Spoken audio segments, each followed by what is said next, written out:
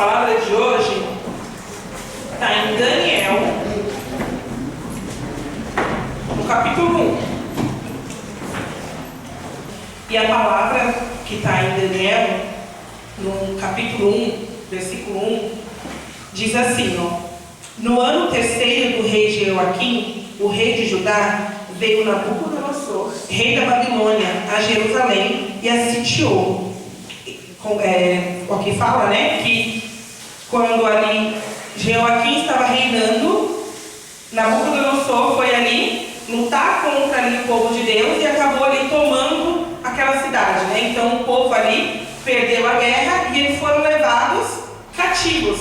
E logo nesse primeiro versículo, aqui é uma profecia que se cumpre. Ali Jeremias, lá atrás, já tinha falado, já tinha ali profetizado que o povo de Deus seria levado a cativo para a Babilônia, e ali eles passariam 70 anos. Então aqui, a história de Daniel já começa se cumprindo uma profecia do profeta Jeremias.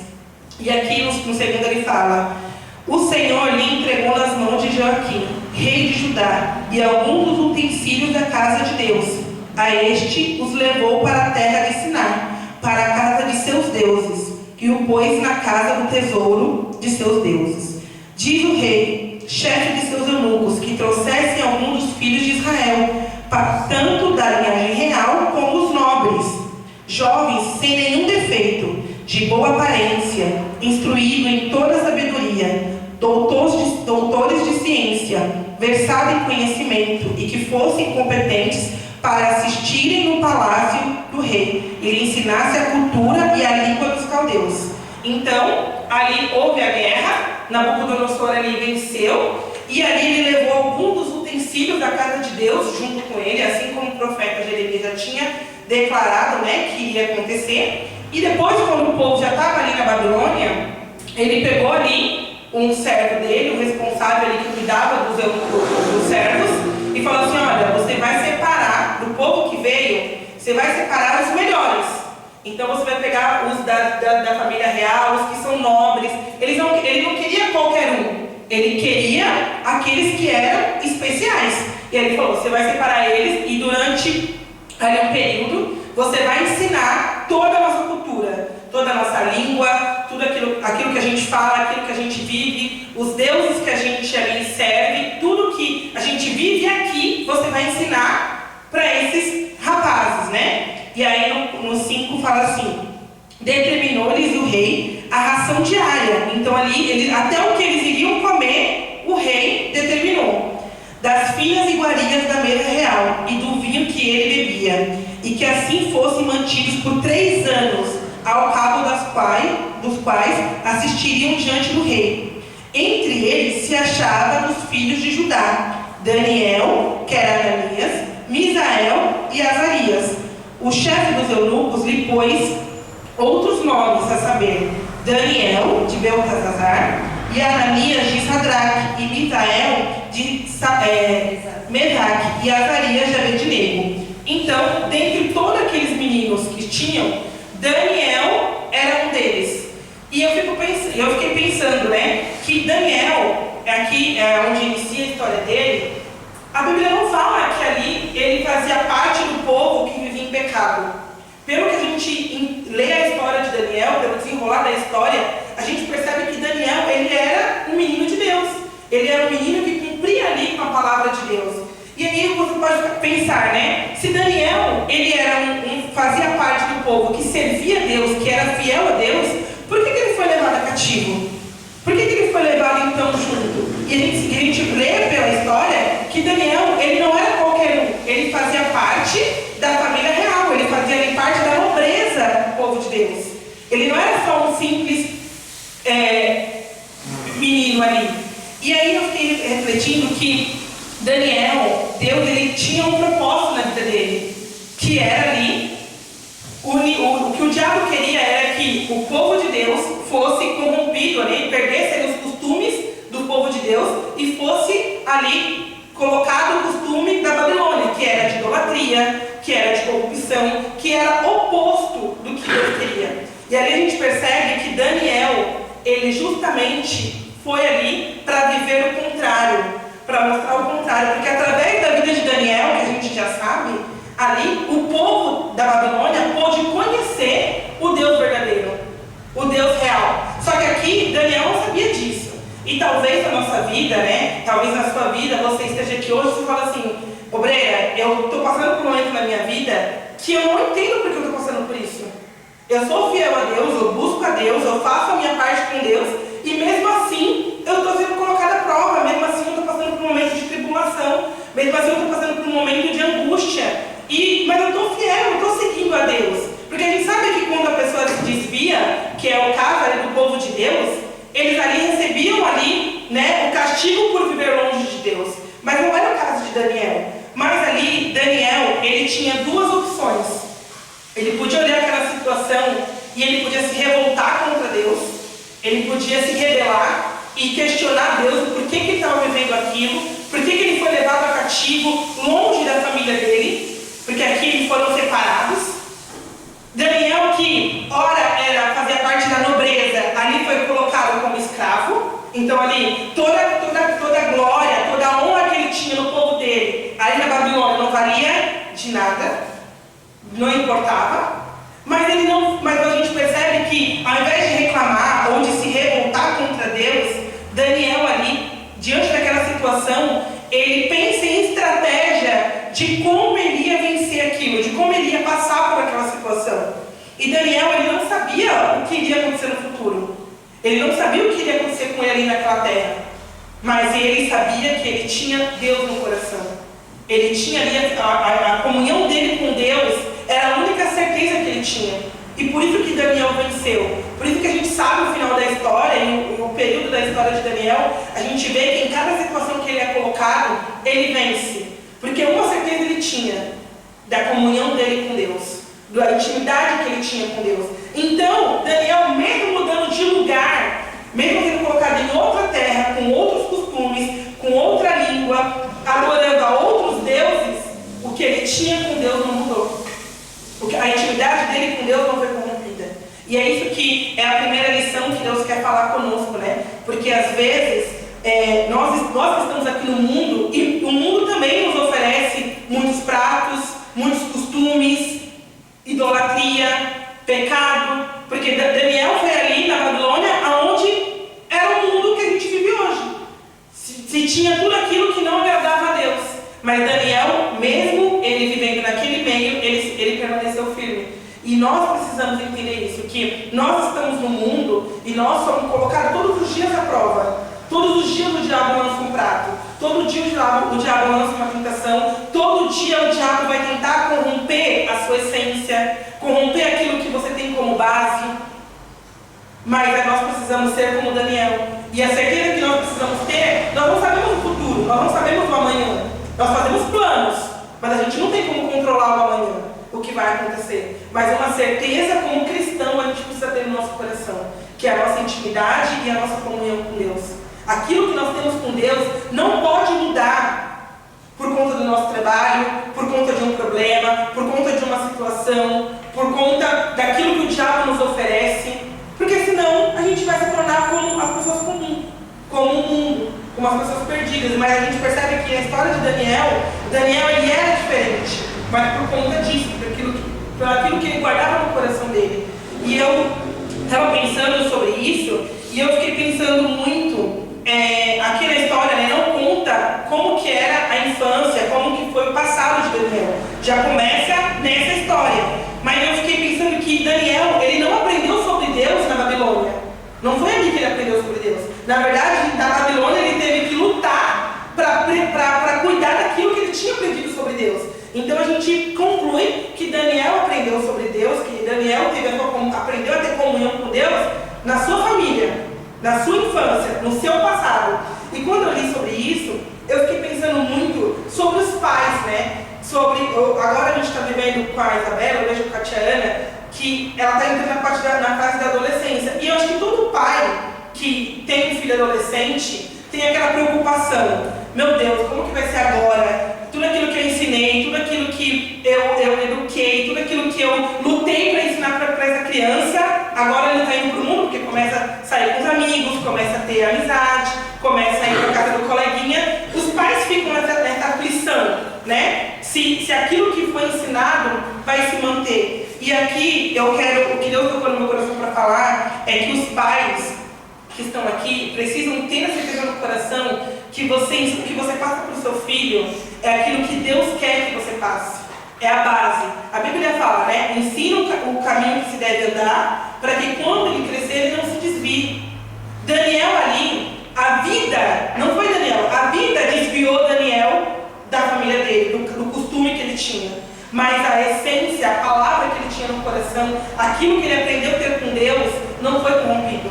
Ele não se esqueceu, mesmo estando longe, mesmo tendo oportunidade, mesmo tendo a chance, porque ali ele não tinha pai e mãe para fiscalizar o que ele ia fazer. Mas ele tinha no coração aquilo que ele aprendeu com a família dele. Então, os pais que hoje aqui estão também não têm esse controle. Ninguém pode controlar o futuro de ninguém. A gente tem que controlar o nosso futuro, a nossa vida, o que vai acontecer, piorando os nossos filhos. Mas eu sei que, como pai, como mãe, tem essa aflição, essa coisa de que, será que vai dar certo? Será que vai ser uma boa pessoa? Será que vai ser uma pessoa de caráter? Será que ele vai continuar sendo de Deus, mesmo quando eu não estiver presente? E o que você precisa ter no seu coração, meu amado, é a certeza de que o caminho você está ensinando. A palavra de Deus você está ensinando. Que dentro da sua casa você ensina, você mostra com a sua vida, com as suas atitudes, como seguir a Deus, como ser um servo de Deus. E assim, o resto, o seu filho vai levar. Mesmo que ele esteja lá no mundo, onde as oportunidades vão ser oferecidas, ele vai se lembrar das suas palavras. Ele vai se lembrar daquilo que você ensinou. E foi aquilo que Daniel fez. É a única certeza que nós podemos ter, é ensinar. É o que a gente faz com as nossas crianças, até aqueles que não são pais, né? Nós estamos aqui, nós ensinamos a palavra, nós ensinamos o que Deus lhe manda a gente ensinar. E o que vai acontecer daqui para o futuro, só Deus sabe. Mas a nossa parte, a certeza do nosso coração de que nós estamos fazendo certo, nós podemos descansar que isso nós fazemos, amém? E continuando aqui na história, fala assim, e resolveu Daniel firmemente não se contaminasse com as iguarias do rei, nem com o vinho que ele iria beber. Então pediu ao chefe dos eunucos que lhe permitisse não contaminar-se. Então ali, quando foi colocado, né, que aqueles jovens deveriam comer a comida que o rei tinha mandado, Daniel, ele se opõe. E aqui eu acho interessante a Bíblia fala que ele firmemente decidiu que ele não iria comer aquela comida, que ele não iria se contaminar.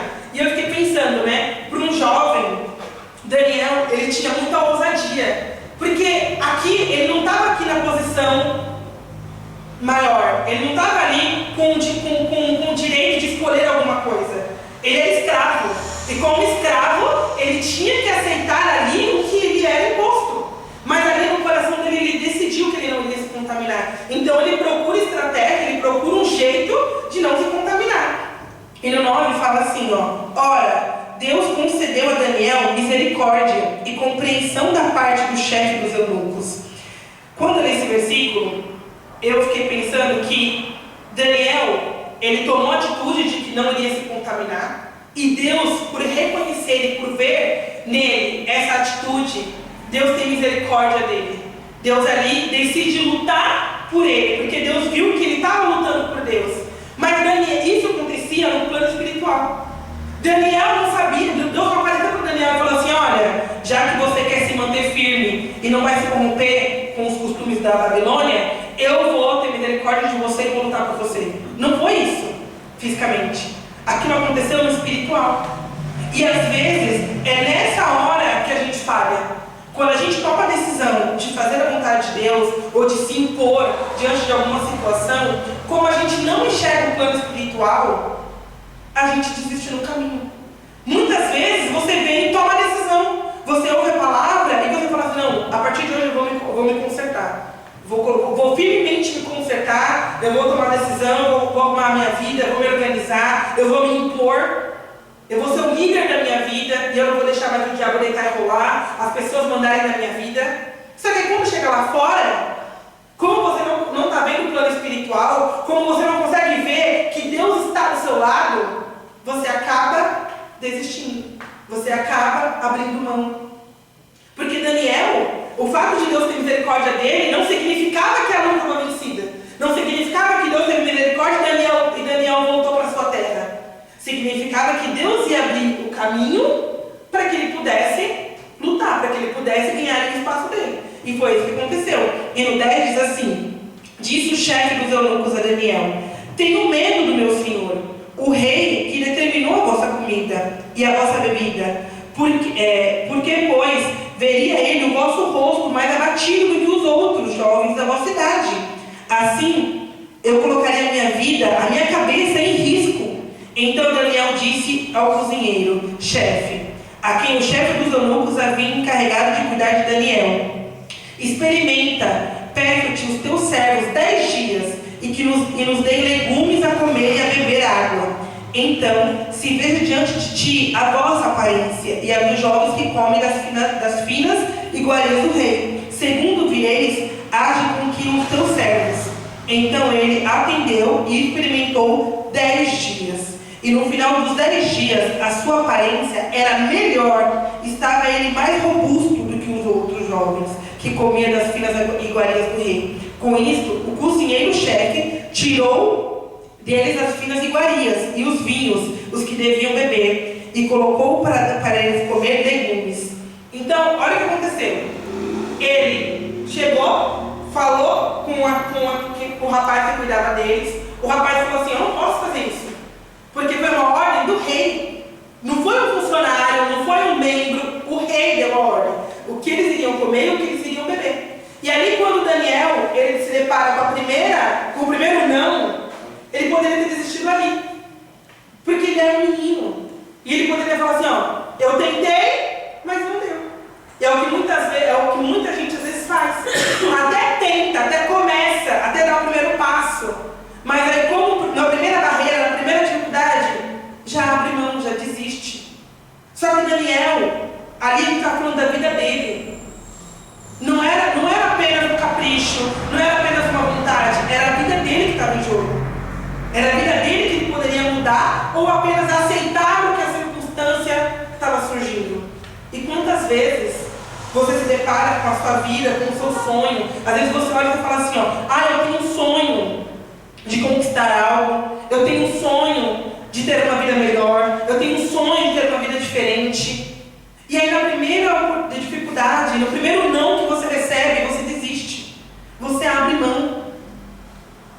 Mas Daniel não, ele não conseguiu com o eunuco, então ele foi falar com o chefe dos cozinheiros.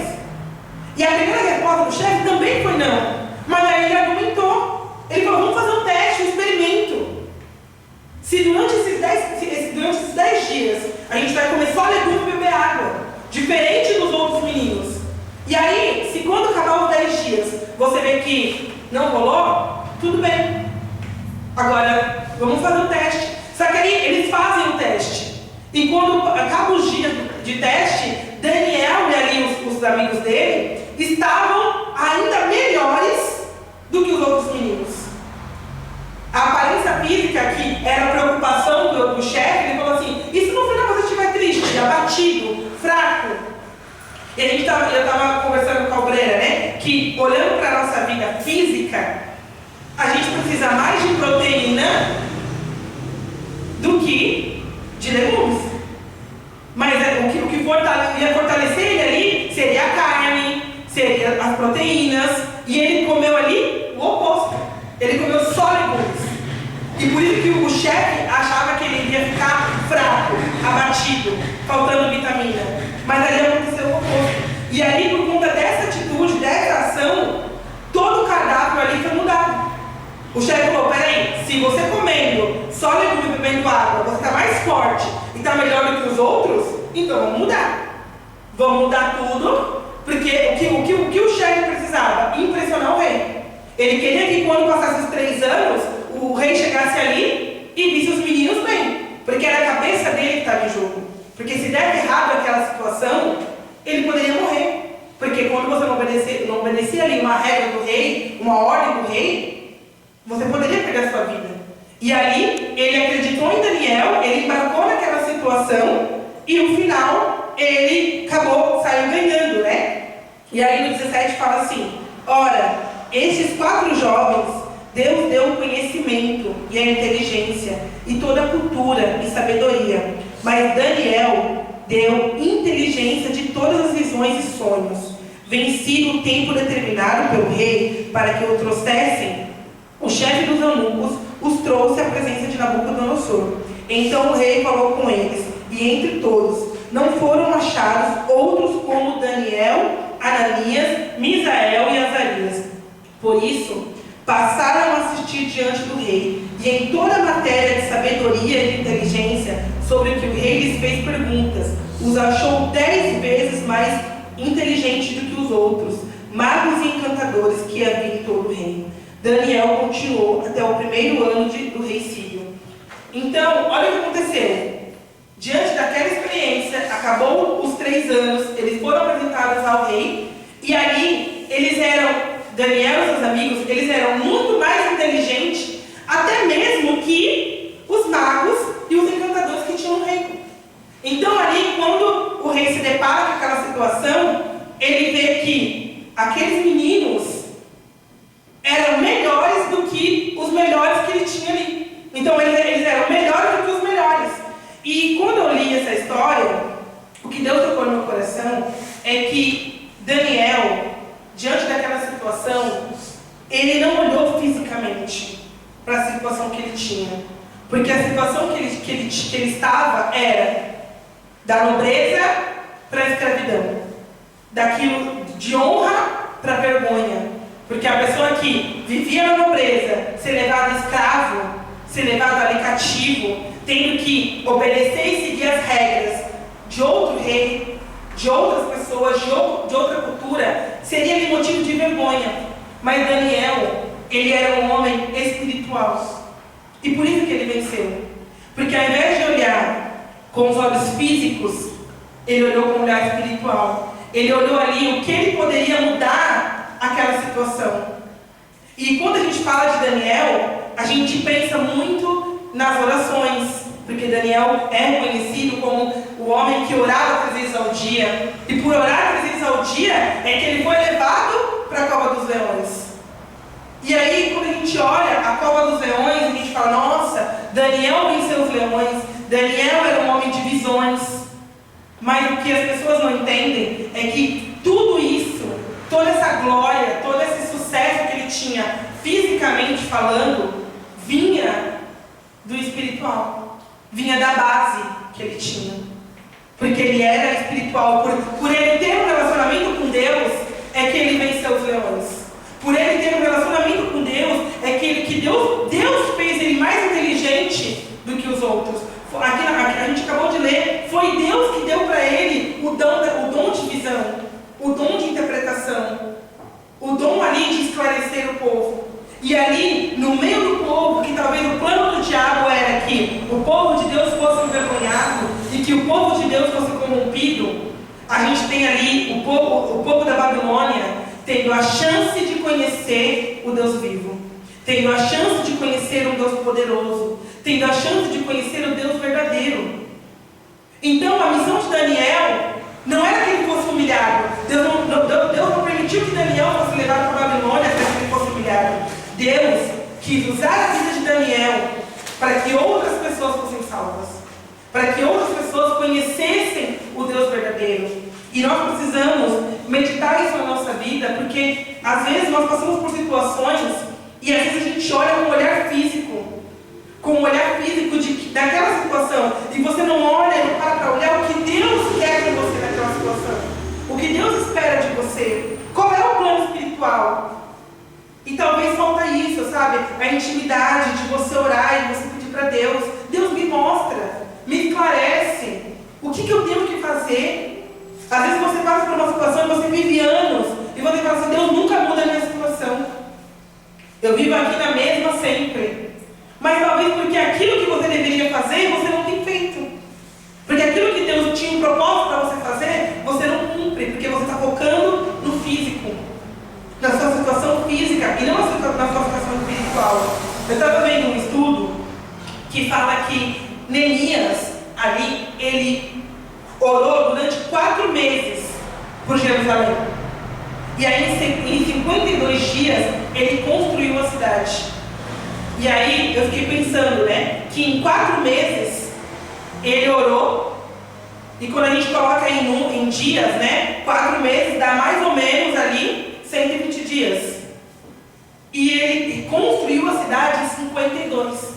Então Neemias, ele passou mais tempo orando por Jerusalém do que necessariamente construindo a cidade.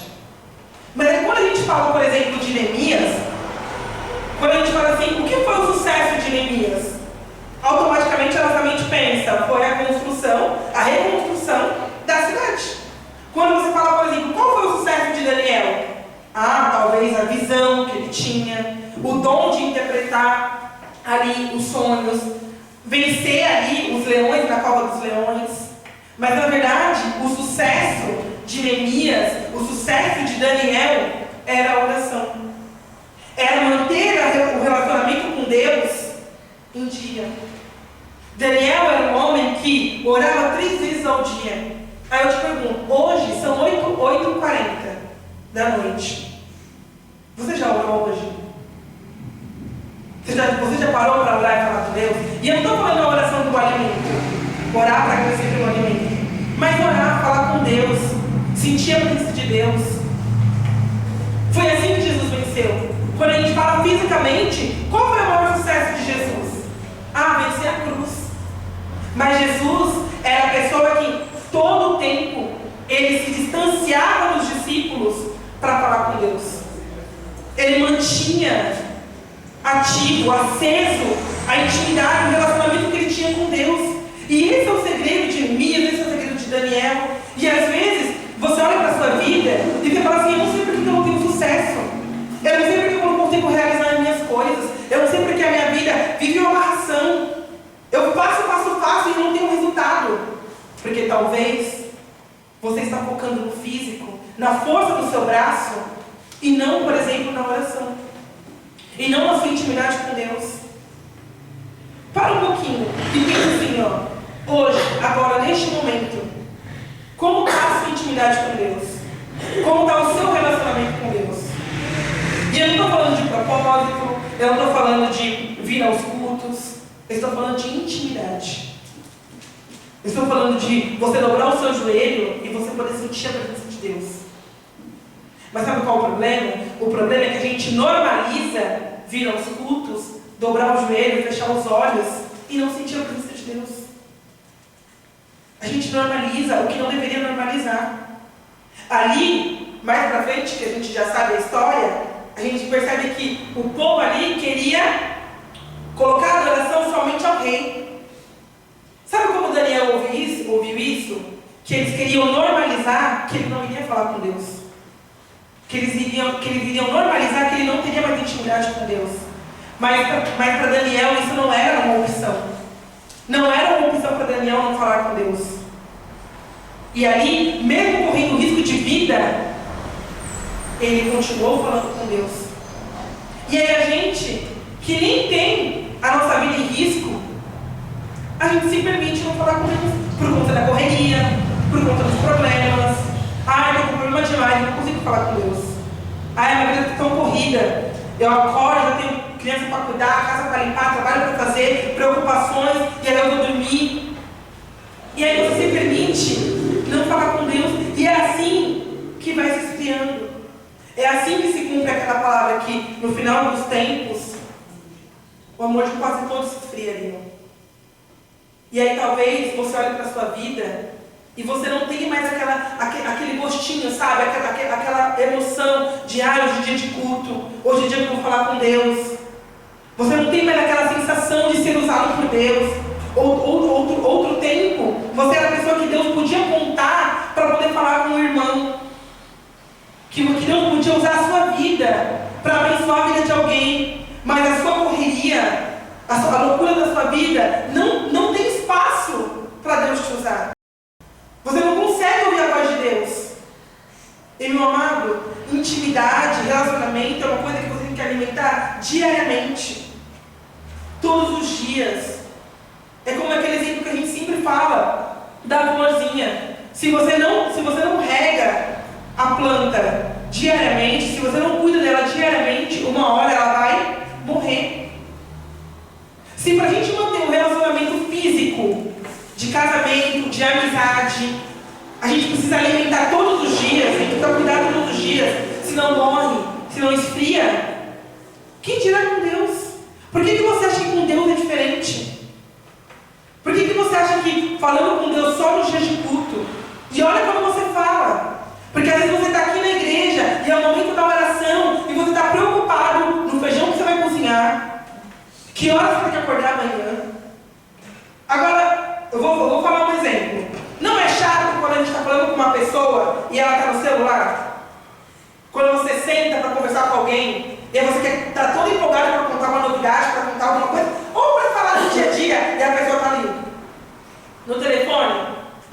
O pessoal que é pai, ou já foi de adolescente, ou é adolescente, ou vai ser de adolescente, sabe que é assim. Você vai falar com a criança e o adolescente está cagando o que você está falando. Não é chato? Agora imagine Deus. Imagine Deus que todos os dias espera para ouvir a tua voz, mas aí quando é o momento de você falar com Ele, a sua mente está em outro lugar. Porque Deus não está aqui na nossa cara, fisicamente falando, mas Ele está pronto para nos ouvir. E muitas vezes, a gente até se perde na oração. Você está orando, Senhor, abençoa o meu dia, abençoa, mas o feijão, eu esqueci de colocar para descongelar. Se perde na oração. Meu amado, que nós possamos separar, sabe? Cuidar. Daniel, ele foi para a Babilônia, mas ele lutou para manter vivo dentro do coração dele a intimidade que ele tinha com Deus. E nós hoje, talvez você não viva na Babilônia, mas a gente vive no mundo. E talvez não seja nem o pecado, não seja nem a tentação, mas a correria do dia a dia. As preocupações do dia, os problemas do dia a dia, pode ser aquilo que te afasta de Deus. Tem vezes que fala assim, obreiro, mas eu não estou em pecado. Eu não estou pecando. Eu estou me mantendo longe das tentações. Mas aí, por conta da correria, você não ora. Você esquece de jejuar, você esquece de louvar, você esquece de abrir a palavra e falar com Deus. Você esquece de ter esses momentos que, sem você perceber, vão te afastando da presença de Deus. E aí a gente lembra de outro personagem, que é Sansão. Que a Bíblia fala que ele levantou e ele achou ali que ele iria vencer os filisteus, mas a Bíblia fala que ele não sabia que o Espírito de Deus não estava sobre ele. E aí eu te falo, o que fez Sansão esquecer? As tentações, a correria, a preocupação pela vida sentimental, o anseio de se misturar com outras pessoas de outras religiões. Alguma coisa fez com que aos poucos Sansão fosse perdendo a presença de Deus, ao ponto dele não perceber que ele não tinha mais. E você não pode se permitir estar aqui na igreja, estar aqui ouvindo a palavra e não ter a presença de Deus. Deus não ser contigo, Deus não está na sua vida. Então que a gente venha mudar e transformar isso, amém? Amém. E eu queria finalizar lendo em Salmos 34, versículo 37, que diz assim, ó: o anjo do Senhor acampa-se ao redor dos que o temem e os livra. Ó, provai e vede que o Senhor é bom, bem-aventurado o homem que nele se refugia. Temei ao Senhor, vós e os seus santos, pois nada falta aos que temem. Talvez, quando a gente olha o início da história de Daniel, e a gente olha com o olhar físico, a gente pensa que ali ele tinha perdido tudo, que ali ele não tinha nada. E talvez fisicamente sim, ele perdeu a sua família, ele perdeu a sua terra, ele perdeu a sua glória ali que ele tinha diante dos homens, mas ele tinha o principal, que era a presença de Deus. E por isso que esse versículo se cumpriu na vida de Daniel, que ele temeu o Senhor e ali nada faltou para ele. Porque tudo aquilo que ele tinha na terra dele, depois Deus deu muito mais. Mas porque ele preservou o principal, que era a presença de Deus. E talvez você olhe para a sua vida e fisicamente tem te faltado alguma coisa. Talvez você olhe para o seu ego, talvez você olhe para os seus sonhos, você fale, mas falta muita coisa. Tem muita coisa que eu quero conquistar, tem muita coisa que eu quero melhorar, e eu não estou conseguindo. Meu amado, para tudo, e se concentre no principal, que é a presença de Deus. Se você temer ao Senhor, se você confiar no Senhor, nada vai te faltar. Porque Deus ele é poderoso para suprir as nossas necessidades. Deus ele é poderoso para suprir e para nos ajudar a realizar os nossos sonhos. Porque não é vontade de Deus que você viva uma vida de miséria, que você viva uma vida de humilhação, ou que você viva uma vida de frustração. Mas você precisa entender qual é a sua batalha. E a sua batalha não é física, é espiritual. E aí, sabendo qual é a sua batalha, você precisa saber quem vai estar do seu lado. Daniel, ele sabia. Fisicamente, quem poderia abençoar ele era o rei. Mas espiritualmente, a força dele viria de Deus. E ele soube disso. E por isso que ele venceu. E por isso que, mesmo sendo um menino, ele conseguiu ali o rei conseguiu achar a graça dele. Porque a bênção de Deus estava sobre ele. E é isso que a gente precisa ter no nosso coração. Que a presença de Deus, a bênção de Deus tem que estar conosco. E aí o resto, Deus ele abençoa e ele nos dá. Amém?